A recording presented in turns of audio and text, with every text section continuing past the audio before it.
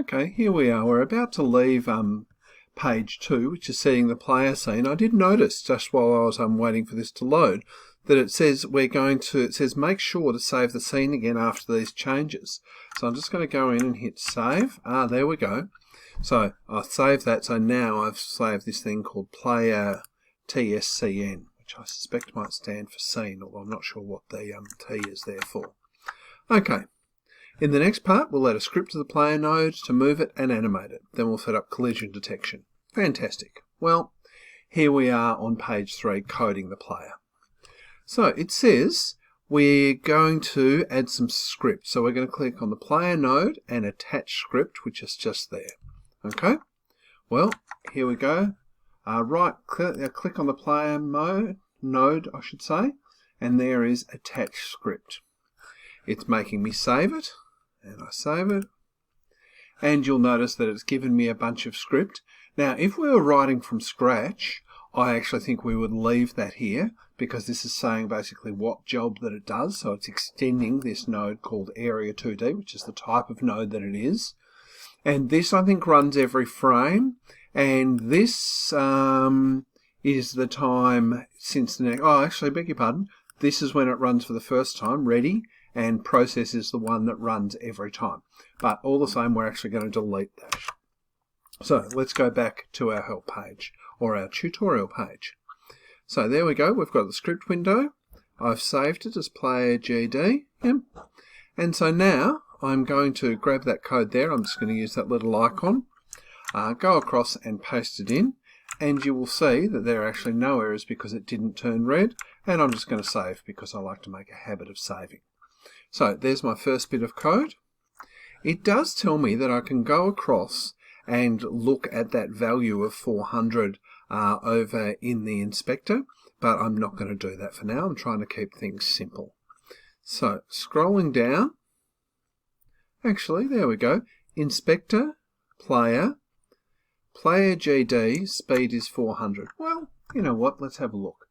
Inspector, there we go. Player GD, speed is 400. There you go. So it's set that. Alright, so the next thing we want is the ready window. Now this is the one that starts when the program starts, or when the game is launched. Now this is the first time we've run into this, and this is a little bit tricky. I'm going to leave a line, but you'll notice how there's that indent there, but you'll also notice that I actually expected it to show me that was an error. So I'm just going to go there and backspace, because those are in fact not is not a tab. Those were in fact spaces. So when I hit enter there, it goes down. You'll see from that little symbol there that it is tabbed in, which means that that is part of that. It's very much like Python in that sense. It's a white space language. Okay, let's jump back.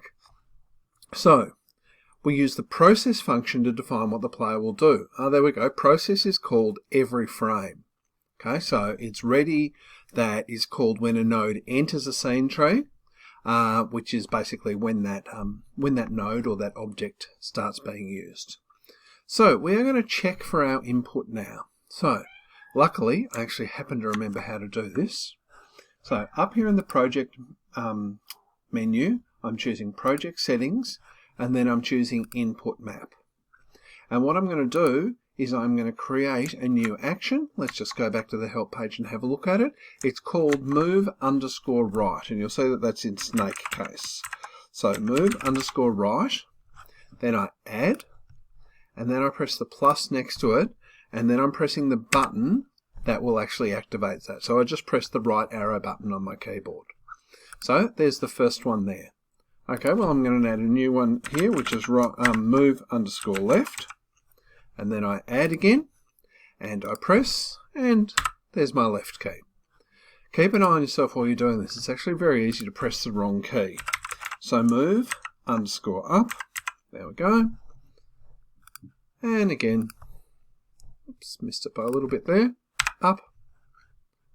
And the final one is, of course, move_down. Oops, which I just misspelled, and that would be a problem. Move_down. There we go. And we add the key. Fantastic. So now I have those four. I'm just going to go back here and check. There we go, it tells us to do all of that. And at the end of it, we will have move right, move left, move down, and move up. And my keys will match. I'm just going to check that they really do. Right, left, up, down. Yep. And so I press close. Terrific.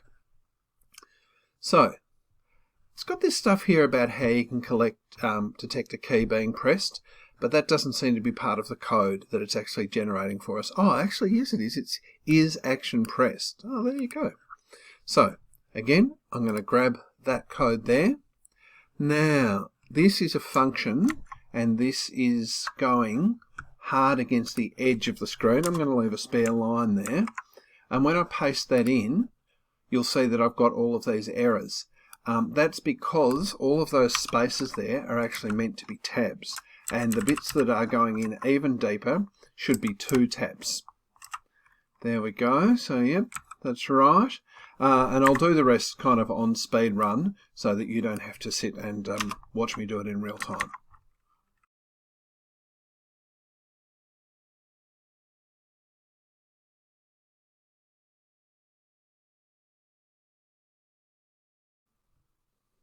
And there we have all of those done.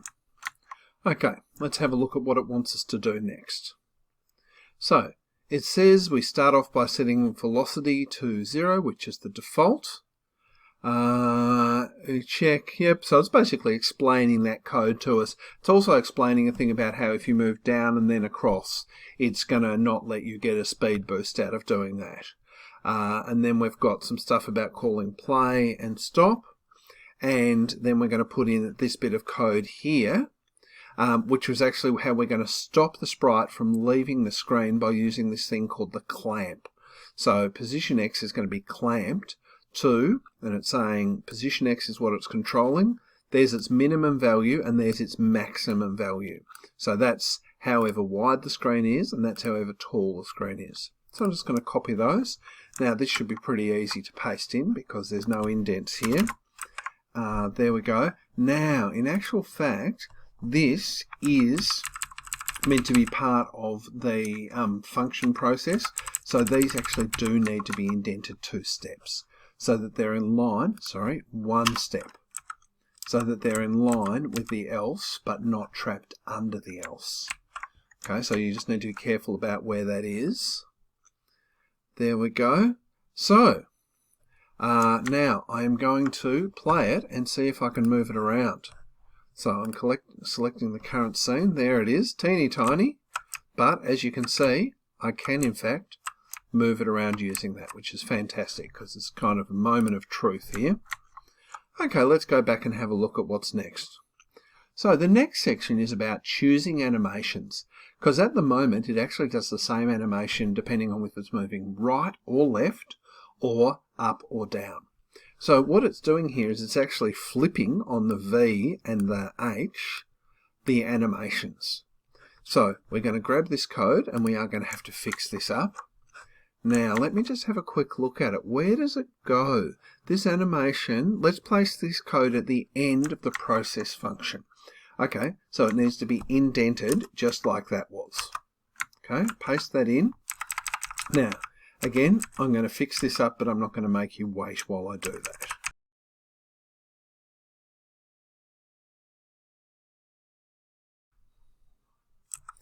Okay, so now we've got all of that in, and now I'm going to run it again, and hopefully I'm going to see that animation flipping over. So here's the game. There you go. Now, if he's moving down the screen, he's pointing down, and then he's rotated, so we flip that animation over. And likewise, when we go right, the eyeballs to the right, and when we go left, the eyeballs to the left.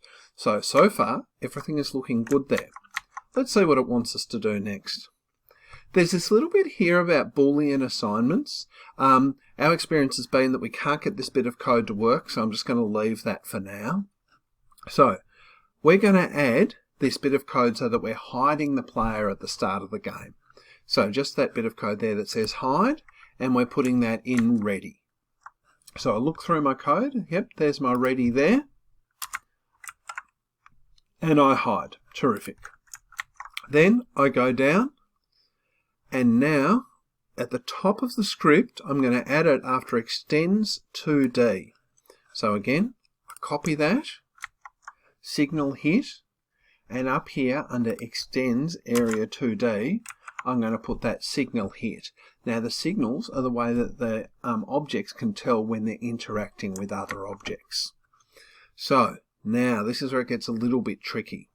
This defines a custom signal called hit that we have our player emit when it collides with an enemy.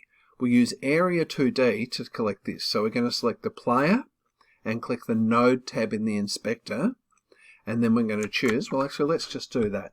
Player, node tab is here. Okay, well we're looking for a particular one there, and what we're looking for is body entered, body node 2D.